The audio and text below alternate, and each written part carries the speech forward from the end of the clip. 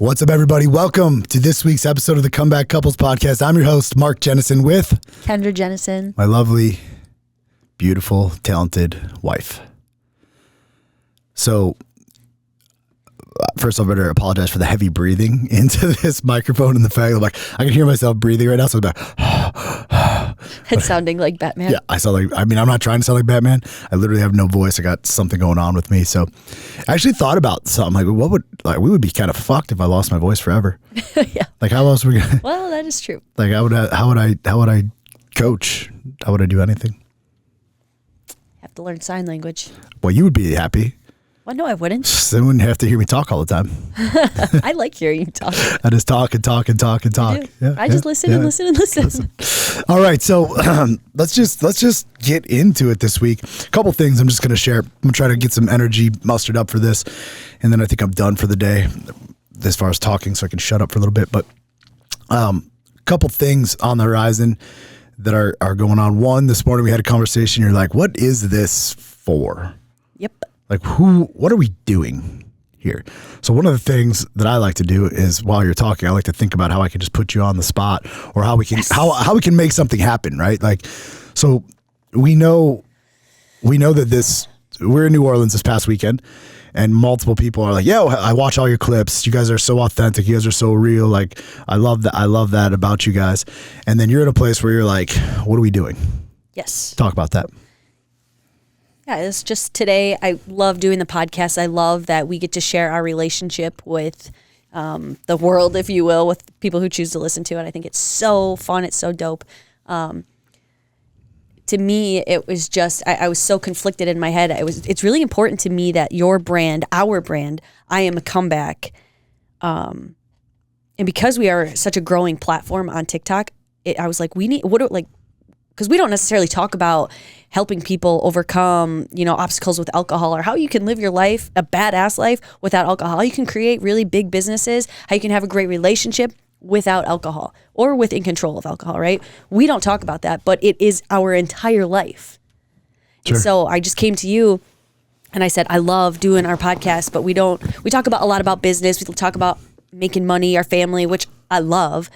But I just needed clarity on where we were going, because to me it makes sense to make I Am a Comeback like this brand where people read it and they're like, oh shit, yeah, that makes sense, because it's about this, like living your life to the max, maximizing every opportunity without having a crutch of alcohol, Sure. And so I wanted to share that with you, because I feel like on our podcast we don't necessarily do that. And now I can share with you, because I just held it back all morning, like my thought on it, which is we're going to go whichever way you want with this, because what's cool, like with the podcast in general, we didn't do this we just decided to do it. Yeah, like, right? there was that's probably why people like it. Mm-hmm. There's no rhyme, there's no reason, just I got to hang out. For me, it became a creative outlet to work with my wife, to be able to spend an hour a week, 2 hours a week at my office, working with you, alongside you, talking to you, and it just took me out of the actual day-to-day of running the business and having my head down and I was going through a 2-year beatdown session, and it was just, it was the outlet for me on the daily basis. And then what I thought was really interesting about it is, as I'm like, yeah, I'm cool with whatever, because I don't have to monetize it. I don't have to do shit with it. I don't even care if people listen to me. I just, that's the approach that I had to it. I really just don't care about it. And then I'm like, I go back to all of our principles we talk about, which is cascading the future. And I'm like, well, dang, she actually really cares about it. I do, yeah. Right? Like, I think this is like, you love it. I literally love it. Yeah, you're right. You're correct with that. And so I just really I didn't want to waste an opportunity when like I said, I have so much fun with it, and I didn't want to continuously go through like willy-nilly without having a set purpose and casting the future on, hey, let's take it this way, because why not, right? So that's where my mind was, and I wanted to share that with you this morning, because I know me expressing that to you would have been like, okay, like, I like it, let's do it. Yeah, and I liked it instantly. I remember I could tell you, like, my energy was off. Well, obviously I couldn't talk, didn't feel good. I'm just like, I'm trying to be smiley and cool, but I'm like, man, I don't know if I'm really sick. Yet my mindset is really clear, because I just made some drastic moves in the company, I made some moves for myself and my life and inside of the company. All of a sudden I feel really good, yet I don't really feel really good. And she's wanting to go over here. I'm like, what are you doing, dude? Like, let's just sit and breathe. Because I literally sat on the couch for like 10, 15 minutes just let you talk. Yeah, you did. So before we go into the new direction, I think all this is happening for a reason. I think that, sorry, I want to take a sip of coffee. Helps me talk better. If I had a cigarette too, some fucking Marlboro and so good. some Marbs and coffee. Talk about being healthy. Someone's listening to this right now drinking a Marb and coffee. This is not talking shit about you. My majority of my family does that. Right. So I don't want to say ultimatums because that's not what I want to talk about, but we've had this flower opening up. We've had these opportunities opening up for us together in the relationship. There's no denying IAMACOMEBACK is mine and yours, ours together. It started with me, but it became ours. We flourished into whatever. And because like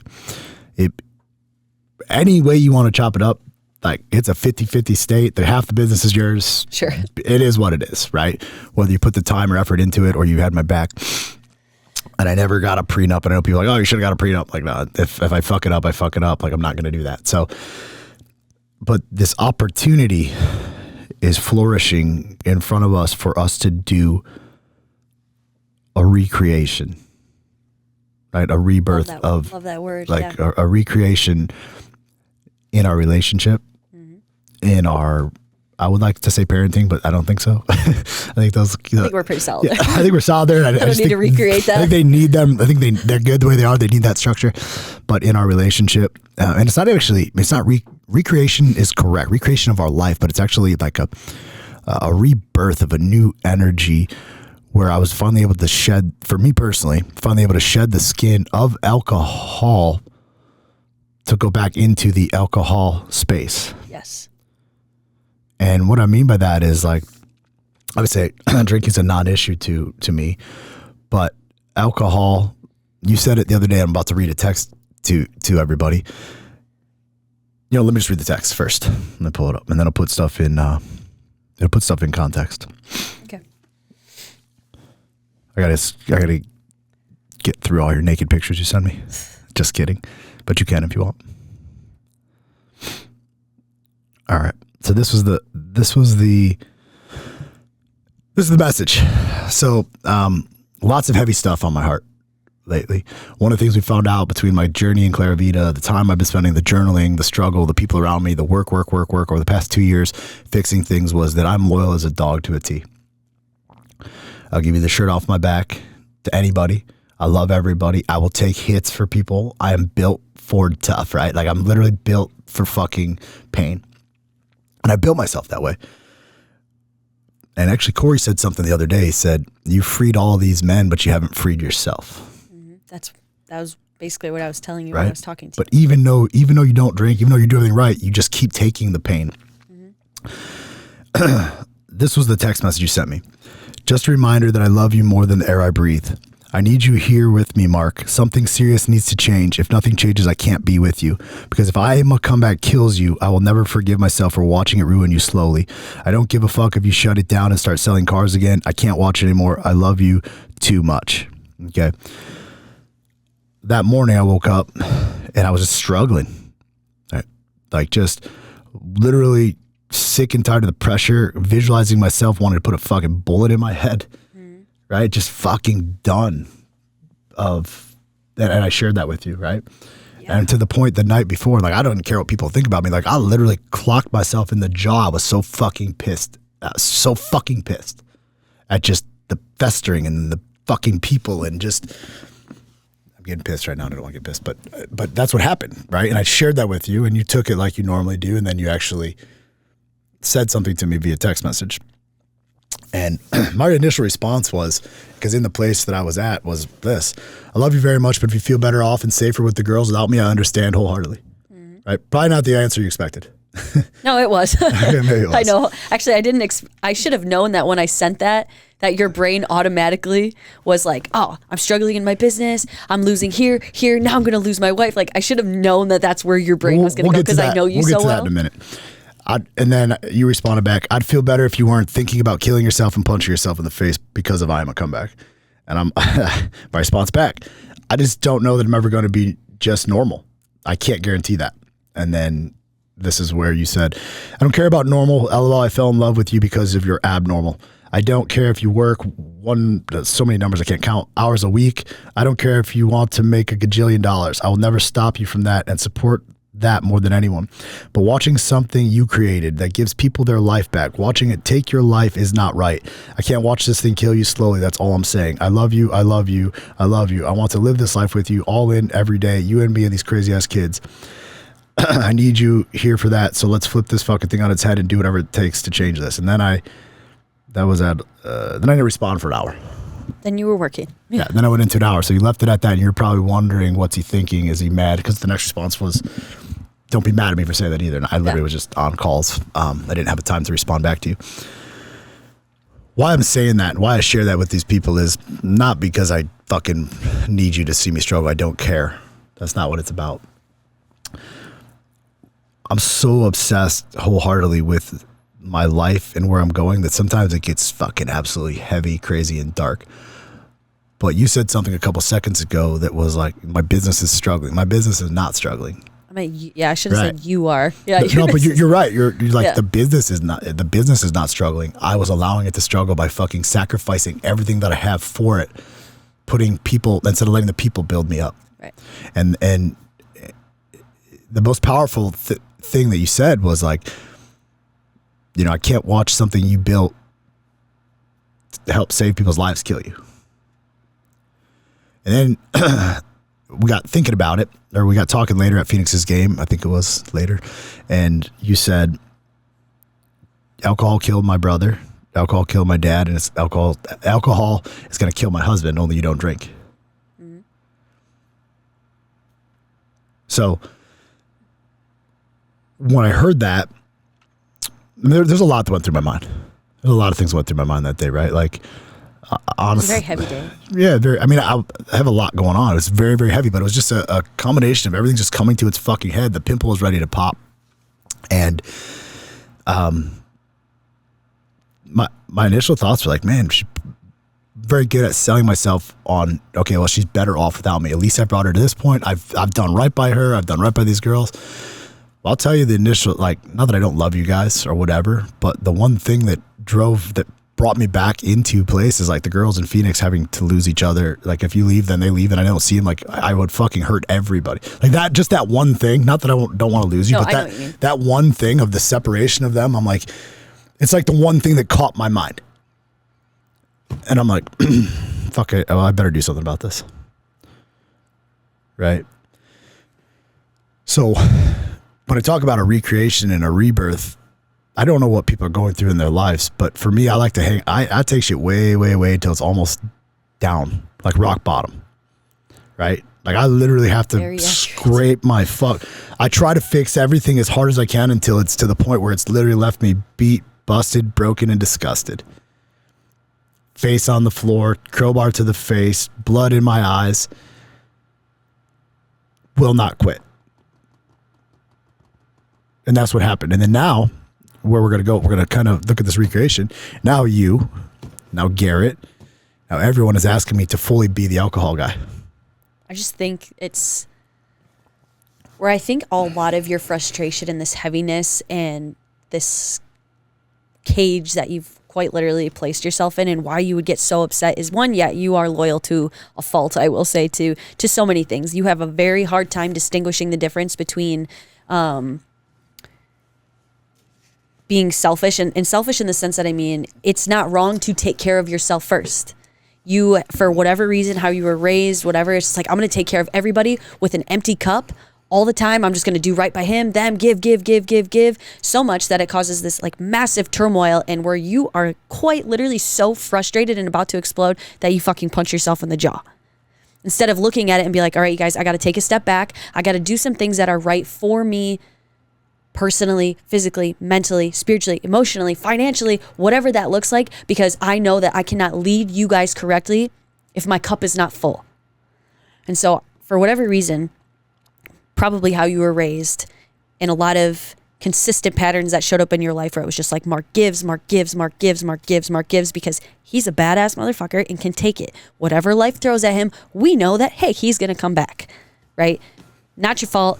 but it is your fault. You know what I'm saying? Sure. Like, well, I learned now. I don't have a problem taking ownership in everything I do. Right. And so for so long, I was saying you were fighting this internal frustration between me talking to you and between Garrett talking to you and so many other individuals talking to you, being like, bro, you need to just fully enwrap yourself in being the alcohol guy. Nobody knows how to come back from alcohol better than you. Nobody knows how to help people, men, women, children, better than you when it comes to this subject. Why are you running from it, right? We know why you're running from, because it's so irrelevant in your life now. Alcohol is not an issue. You don't think about it. You've outgrown it. I get that. Garrett gets that. We all get that. People still need that help. They still want that help. They're still they're begging for it. Teach me how you took your life back from alcohol, please. I just need a life vest. I need a life jacket. You are that for people, and you were running away from it for so long and fighting this internal frustration. Why isn't this working? Why isn't this working? Well, go back to what was working. This is what people are wanting from you, right? Yeah. I always feel like when I step into that place, I'm just stuck. Like I'm always going to be that guy, but it is what it is, right? Like, and I think a lot of your internal, your frustrations come from, you're an entrepreneur, tons of brilliant entrepreneurial people out there. Being stuck or being stagnant is the worst thing to you guys, is what I've come to find out for everybody. It's fucking hell. It's hell. You don't want to talk about the same. You are continuously on this growth journey. You're growing, you're growing, you're growing. You're outgrowing the person you were 10 minutes ago. You know what I mean? And so this is what happens. You keep growing and you're growing. And you're like, well, I'm not that guy anymore. And so you were trying to flip IAMACOMEBACK from what people know it as and what it was becoming, which was an alcohol program where you have helped men recreate their life and show them that they can be wildly successful, have an amazing relationship with their wife and kids, or if they choose to have control over their life at alcohol and celebrate in pockets of life where it's deemed worthy of celebrating, like a wedding, you can have a glass of champagne without losing control. People are like, what? Oh my gosh, teach me how to do this, man. Right. And you stopped doing that because you weren't that guy anymore. So all this turmoil, that's where I was going, this turmoil in your business was, now you're like, I think I'm going to coach business and I think I'm going to coach this because that's where you're at now. But people are begging for you to just show me. Take all that growth that you are so desperate and so obviously it's inevitable. You're going to grow no matter what, but take that growth. Do IAMACOMEBACK. Do it. Help so many freaking people because they want it and they need it and they need it. And go grow somewhere else too. Take all that growth, all your brilliant business ideas, go invest it here, go what you do. I'm just saying that I felt I was trying to tell you, you won't get bored if you do it that way. Quit fucking with your business. Leave it. It works. People want it. They're telling you they need it. They want it. And go grow over here. You're a tough learner. What did Kevin say last night in our Lethal as Fuck chat? Why don't you try square wheels? Yeah, exactly. Yeah. Right? Why don't you try square wheels? Well, and I was thinking about that today, actually, driving in not square wheels, but I was thinking about what all the people close to me get to really witness in real time, though. Mm-hmm. Somebody who is not afraid to fail and will literally try things, even if they're not the right things, and eventually the right thing will work out. However, I probably already hit the right thing with IAMACOMEBACK, and I've done it. And you did, and it works so well, and people love it. You are so inspiring to so many people. So many. I mean, every day we have people in our own town that come up to you and are like, hey, man, your story, it's crazy, but you helped me be a better father. You helped me stop drinking alcohol. You know what? I can go to a golf outing now, and I can have 2 beers, bro. And I can wake up in the morning and my wife and I can spend the day doing whatever. You helped people and you showed people that they can do that. Yeah, that's a great point. So obviously you want to switch gears. The reason I told that story back to the recreation of our relationship is because I think it had to happen. Not because it was bad. Right. I always like to tell people, I get on these calls, we make these calls for the Alliance, and I'm so vulnerable. And if I'm listening to it, I'm like, dude, this guy's fucking nuts. You are a little nuts. Right. That's what I would think. This guy's fucking nuts. But I'm so vulnerable with it that I just let everybody know where I'm at, because the best way to hide something is out in front of everybody. right? So I put it in front of you. Like, it's just, here I am in plain sight. This is me. Take me for what it's worth. But I look at the recreation of where we're at in the relationship. Like, I want more too. There's that soul level connection that I want. There's being at peace. I had a call yesterday, and the Alliance guys talking about how they're on vacation, but they can't really be present. I mean, you're probably never going to be present. Like, we're going to Florida next week, and you tell me you want me to do something drastic, and it comes with sacrifice, right? Of course. I'm going to do something drastic, but hey, I'm going to have to work too. Yep. Right? For me to fix me, I'm also going to have to do some things here that are not, it can't be both ways. Right. Right this second. So let's give it some advice. Let's not give advice. Let's talk about like some of the things that people would go through. Like, pick a topic, like from a woman's standpoint of, well, I'll pick one. Yeah, I was going to say, that's on the spot. Yeah. You're a woman in a relationship with a man. Okay. Right. Well, we got different the men that I help are pretty much, they got their shit together, but I know not everybody does. He's spending his paycheck at the bar before he cashes it at the bar at 3:30, 4 o'clock. Right. And he's at the bar all night long, and he's getting drunk, and he wakes up the next morning, doesn't even have money to buy the kids milk or donuts or whatever, because he blew the whole fucking wad on alcohol and cocaine. And you're a woman and you're staying with that dude. Why? Yeah. That's a question that she should most indefinitely ask herself, especially if it's a continuous pattern over and over, never fails. I put a severe pattern, but let's take it into patterns. Yeah, I was going to say, this is not typically even the type of people that we help. I just want to coach, go to but that is a pretty severe. So I went that way because I've literally watched it at the bars here in Wisconsin over and over and over. I mean, my brother and my dad owned a bar at one point, so like people would they would cash their checks. They would cash the check, and then we'd put it back into the gambling machines. Yeah. And then like we would get the money. Like, here's your paycheck. You work all week. I'm gonna put it in this fucking gambling machine and buy Miller Genuine Draft Lights. Right. So for the woman, you definitely have to ask yourself, what are you doing? Is this truly? Obviously, you can't help somebody that doesn't want to help themselves, okay? So if he's continuously going down this extremely destructive path, hurting you, hurting your kids, I'm talking maybe not physically, but financially, emotionally, spiritually, that's fucking you up. That's messed up. That's wrong. He probably knows it. He clearly needs to get down to some root cause of why he is the way he is, right? He's got to change a lot of patterns in his life, right? If you truly feel like your husband, boyfriend, whoever, just needs that guidance and he can be on the right path.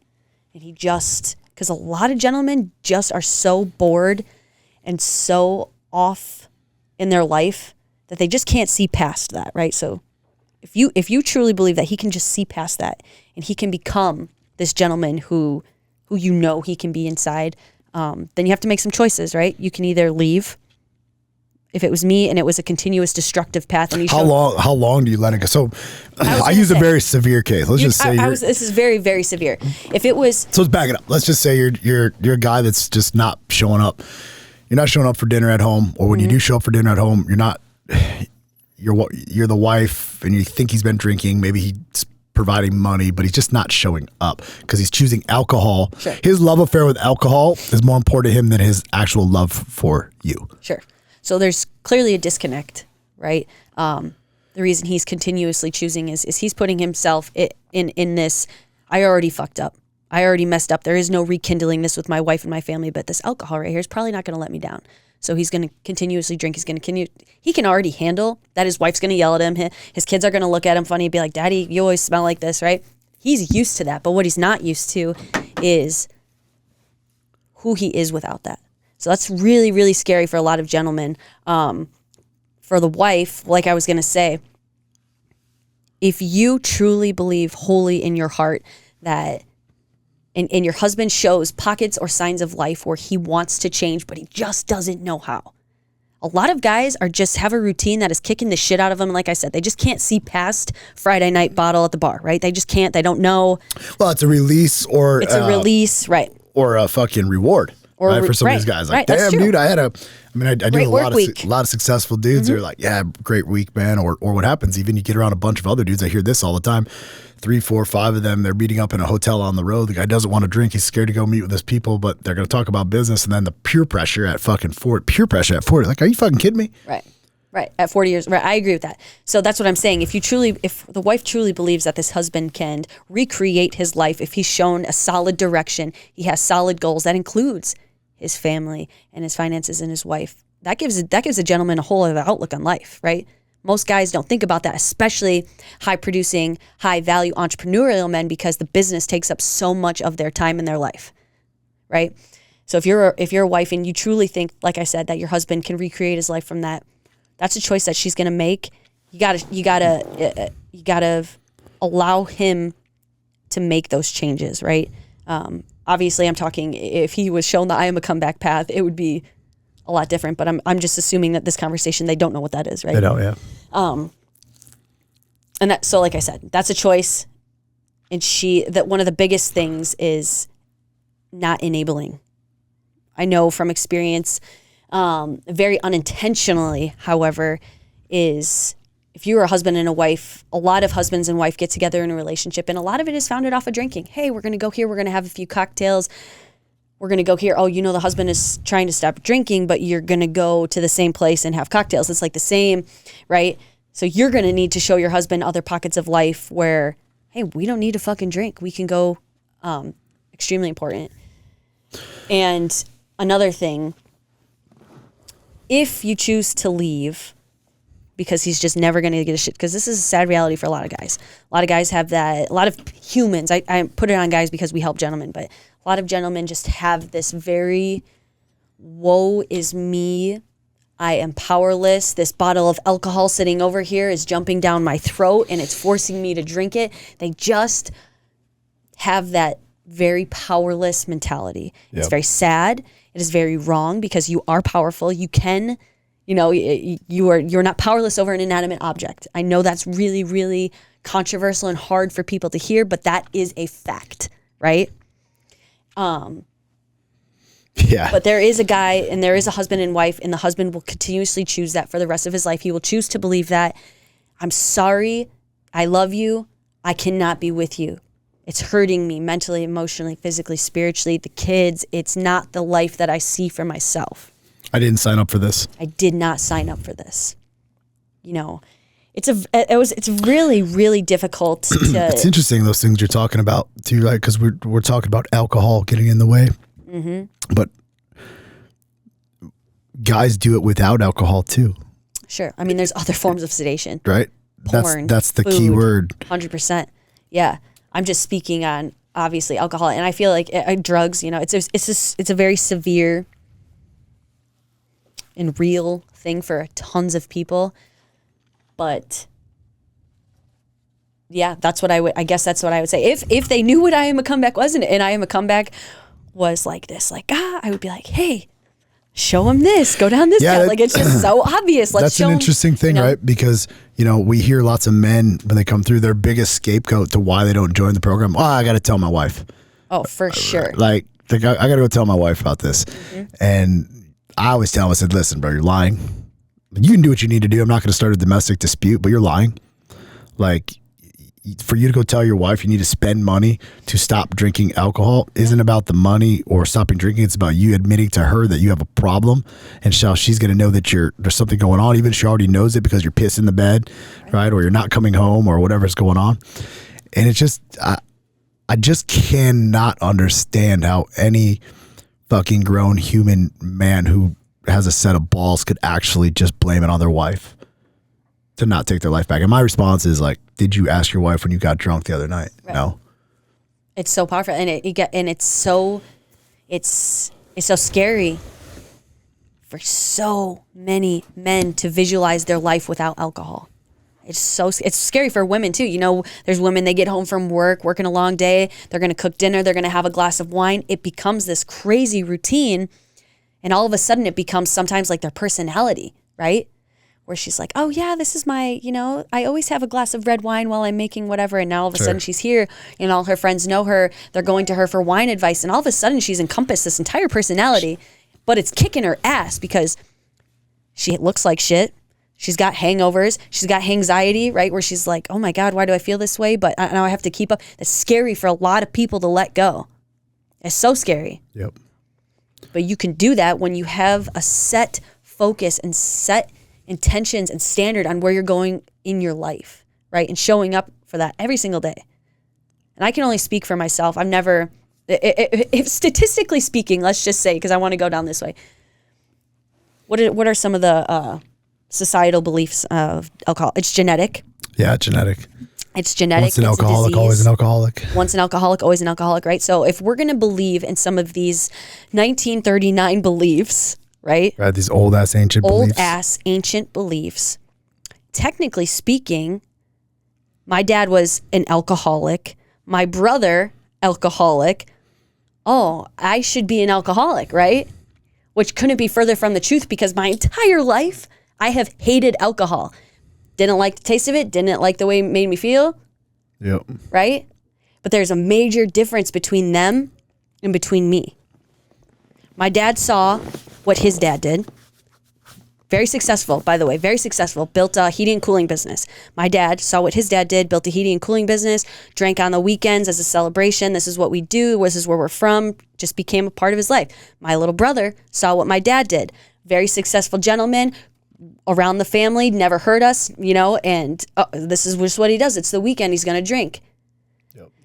And so what's so interesting about that is, I forgot what I was going to say about it, but I remember those are excuses. Right, this is society's beliefs, so I can get my take because I was all those things. Right. I was really fucking good at drinking. I'm probably the fucking best. For sure. Right, or the worst. Or the worst. But I was like, it's not genetics because Shark, my dad, even though I don't talk to him, he don't drink. Right. But I drank the way my uncle drank. Sure. Right. So did it skip from brother to nephew? My other uncle on my other nephew, or I'm sorry, my other uncle on my mom's side who I never met, he drank and did drugs. But like no one else over there did. Just me. Right? I think I have a cousin that did some drugs, but like, so it just kind of picks and chooses this fucking disease, right? And I know there's gonna be some people that are out there like, yes, that's what it does, right? But I mean, if they want to get into it, if they've ever actually researched, studied, like I said, and it's such a controversial topic because people are so stuck in AA is the only way, it's free, this is how you should do it. If it works for you and that is something that you can wrap your brain around, that is fantastic. Good for you. However, a lot of those studies that were done from, now I forget their names who did it, but was based off of like one study. And it was 2 rats in a cage. One water bottle was filled with cocaine. The other water bottle was filled with regular water. Nothing else in the cage. And the rats went to the alcoholic cocaine-filled water bottle 99% of the time, right? Yeah. Now all of a sudden, you do another research X amount of years later, which is not talked about, where you create this massive utopia for humans where there's delicious food, they can have sex, they can talk with other people or humans or rats or whatever. And 99% of those rats go to the regular water instead of cocaine, right? And so you're basing off of one study that was done probably before, right? Talking about as long as you can just not stay away from it and just don't think about alcohol and just don't do this, right? It's like, well, you're already setting up for failure. Create a utopia, create goals in your own life, and it becomes irrelevant. And so many people don't want to talk about that they forget about that. I mean, we'll tell you, just the day that I walked out of rehab, right? Like, I've shared this story multiple times, but guy tells me, Mark, there's 16 of you in this dorm. Statistically speaking, only 2 of you are going to make it. Only two of you. If you just don't drink for the rest of your life, you'll be a success. Don't worry about a wife. Don't worry about a business. Don't worry about anything. You just need to focus on not drinking, and that's how you will be a success. And I get it. That's his belief. But like that pressure that it put on me was like, sort of had me questioning, like, is this for real? Right. Like, so I'm already fucked before I get going. I think back to when, there was moments of moments of building, I was not building, was losing everything. And I can only speak for my story. I mean, I can speak for thousands of men's stories, but it's not my story to tell. That's their story, but I can share mine and no one can ever take that away from me. I drank and drank and drank and drugged and drugged and drugged and fucking, I did it all to this body and I'm still reaping the fucking, there's some issues that I have from doing it. So not a motherfucker on here who likes to talk shit and say I never had a problem. Like literally I hear that all the time. He's fake. He's a fake. He's an actor. Now fuck off. And you got to remember, I know what it's like to wake up and fucking have convulsions and shake fucking gnarly, not way past the anxiety. Yeah. I know what it's like to get up and have to face the pressure of building the business and being too drunk to go see my son. Right? Because I fucking needed the drink to get him. I know what it's like to watch the money come out of my bank account because I'm making poor fucking choices. The only choice I can do is to put more cocaine up my nose and more drinks. Yet at the same time, I know what the options were for me then was because I wasn't ready to fully own it. And because the world wanted me to own it, I was about willing to say that I was powerless. I started believing it because I started Googling and thinking all these things. I'm like, shit, maybe I am. And then all of a sudden the people the closest to me are like, you need to go to AA, you need help, you're sick, this fucking blah, blah, blah. Then I'm like, dude, I'm buying into it. And I get drunker and drunker and drunker. And it's actually not even about me and drunker or more drunk. It's about just dealing with like feeling so alone and alienated that you don't know who you are. Yep. Right? So I literally remember being like, fuck, I don't even know who I am. And I didn't even ask myself who I was till years later. Like that's a hard question. Like, who are you without the labels, without the identities? But I do know that at the lowest of the lows, when you're grasping for straws to continue to drink, you will take any excuse that you can except for to blame yourself. Mm-hmm. Right? Yep. So I want to wrap this thing up here in a couple and like give some, we kind of went all over the place today talking about alcohol, but like, dude, you're not weak. You're not diseased. You're not powerless. Like you have a fucking choice. And it's an interesting, like you can choose that. And that's what's cool about it. Like my theory, my stance, my take on it, you could choose the identity of being weak, diseased, and powerless and do it. And there's guys out there that will fucking die for that. And they'll love it. They'll love it and hallelujah. Like I'm happy for you. Or you can try to figure out how to take your own power back and control your life. People get it mixed though, that they're like, oh, it's controlled drinking. That's not what I'm saying. It's not what I'm saying. I'm saying you got to get down to the reason why you've been doing what you've been doing. And this could be for a man or a woman, but specifically for the men that we deal with and that I deal with. Control is a real thing. That's absolute control. But let me tell you why it's a real thing and why this program and why my coaching is specific for executives and businessmen. It's because we control everything. We control the business, control the finances, essentially control my family. Right? So why the fuck would I want to control this drink? Right. Why would I control all these different areas of my life and then act like a little bitch? And that didn't sit right with me. Hence why we're here. Right. And I remember sometimes I get sick to my fucking stomach. Remember we read through my rehab stuff. Oh, yeah. I think I got rid of it somewhere, but the things I wrote in rehab, the things they had me writing down, the way that I was thinking, the man that I was then, or I go back and I look at some of the posts that I wrote at the time on Facebook and years and years and years ago, or just remember the thoughts. I'm like, man, dude, I was a fucking bitch. It's so day and night difference to the gentleman that's speaking now and the guy that wrote things in that notebook. When I was reading your notebook, I was like, what in the victim mentality the hell is going on here? Like, what is this? Because the man that I see and I talk to every day is literally this is not it. There's no way that you can live a purposeful and fulfilled and happy, controlled life if you were thinking the way that you thought with the pen and paper that you were writing with in rehab. And that's it should piss everybody off. And the fact that is what they're teaching or not teaching in some cases in those places. Yeah, I mean, I can't say they had me play the bongos and fucking softball and stand in line for chocolate milk, and like it was fucking stupid. I don't know how that. Whatever, it is what it is. I had more fun in jail than I did there, but anyways, when I think about like how I want to wrap this up, and I know the information that you want to, or not the information, but I know the path you want to talk about, is you want to start documenting our lives as a couple without alcohol, yet alcohol still being at the core of what we do because we are the alcohol people. Like, here's Mark living life. Here's Mark serving. Here's Mark hanging out at the bare knuckle fighting championships with all his friends, not drinking.